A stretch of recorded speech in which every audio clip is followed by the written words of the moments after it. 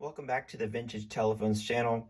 Today I'm going to show you the final checkout video of this 1983 ITT 500 type telephone. Now I'm going to preface this video before we get started. Now I told you all, because I did the first checkout video back in October, November of last year, that I said that it was from Uruguay because it's has ANTEL molded into the plastic plate on the bottom. Now, I was wrong about that. It actually is from El Salvador, and El Salvador has the ANTEL as well, which is the Administración Nacional de Telecomunicaciones. So this phone is actually from El Salvador. And with some Facebook Marketplace searches for vintage telephones in El Salvador, I came up with a few results with the similar telephone with the similar markings on the bottom. So it's pretty cool to actually have one from El Salvador. Either way, it's still from Latin America. Now this one is a basic ivory color. Nothing special with the color. It has a rural type dial bezel with the numbers only. So it's a numbers only dial bezel without the letters. And the dial is actually pretty unique because it is not a 10 pulse per second dial, but I'm guessing you can call it a 20 pulse per second because the dial spins twice as fast as a regular 10 pulse per second dial. So let me show you real quick. I'm gonna dial a 0 here, and it goes really fast. I'll dial it a few times. Yeah, that thing just flies by. I have a Western Electric 500 from 1966 with a perfectly calibrated dial, so it spins at exactly 10 pulse per second, so I'll compare. So here's a 10 pulse per second, and that's what we're used to here in the States. But if I were to dial this, you know,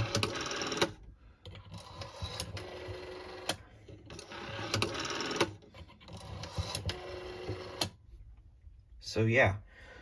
And then I'll show you this as well. If I can lean this. Putting this phone down real quick. So I'm going to show you here. The Western Electric 500 is here on the left side with the 10 pulse per second, and 20 pulse per second is the ITT 500. So I'm going to release these at the same time.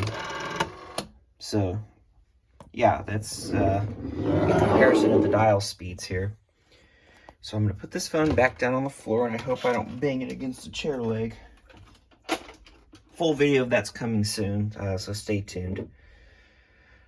So anyway, back to this 500 set from El Salvador. Let me get a little bit closer here. It's a basically number 9 type dial, and again, it's 20 pulse per second. I made this number card. It's not the right font though for the area code, but these are the number cards they would have used. So they still originally had the area code blank number cards. They didn't even change them to the Spanish language. So anyway, you look at the handset. ITT, it's a G-style handset. This one is actually meant to have a RJ11 jack in it, but obviously it's still fitted with a hardwired handset cord. Now, this is the original line cord, and the jack was missing, so I put on a new one, so I didn't have to change anything with the cords except put a new plug on. Yeah, nothing special. We've seen 500 sets before, but I would say this one's a 500 set with a difference. I don't even know if this is supposed to be called a 500 because it's got, you know, ITT molding on here, but there's nothing that's marked ITT on the bottom. And of course, they really didn't mark anything. Now, I don't know if they made these particular ones in the States. I know Cortelco made ones with the plastic bottoms, but they were slightly different. So anybody who has any information, these are, yeah, so you got a different type of lever for the ringer adjuster. I know it's upside down, but it says 383. It's March 1983. And then here's the ANTEL that's molded into the, I'm sorry about that.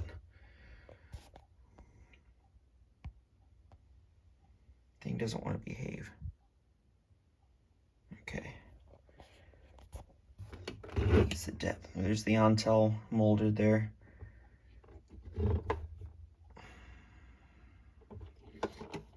The feet are in good shape. I tried wiping the crud off these back ones, but it got too difficult because it was hardened on there. I didn't even get to the front ones. I said, screw it. I'm not going to even bother with it anymore.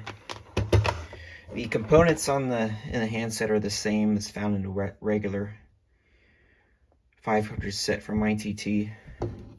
So yeah, they also did use ITT 500s over in Puerto Rico as well for the PRT. So I have yet to find one of those. It may not be difficult, but I have to keep searching on eBay until I find one. So anyway, what I'll do now is get out the machine. I will test the phone for you all for a little demonstration. And also, before we do that, one note is on the dial.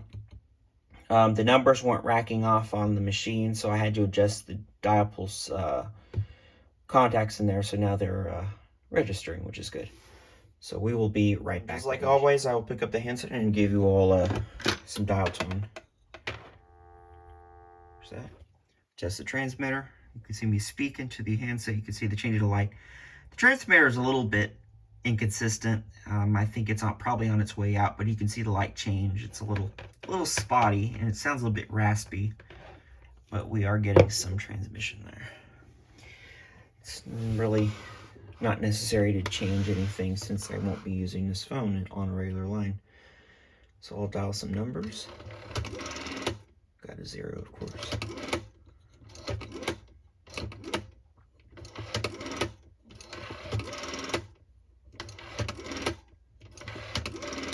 Okay, now I will ring the phone.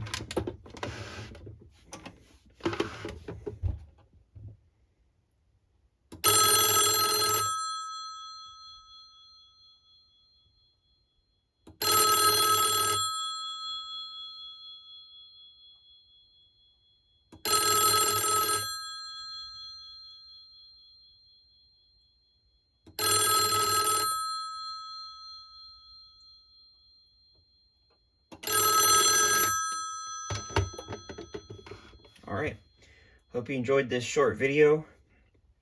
And while we're on the subject of telephones with 20 pulse per second dials, I still have yet to do that Siemens Master Set telephone from Colombia. I have that phone finished. It's been a while. I finished that probably the same week when I got it, and that was probably around this time last year. So that video will be coming soon, and it was a successful little refurbishment, so expect that very soon. I hope you enjoyed this video. More are to come. Thank you very much for watching, and have a great day.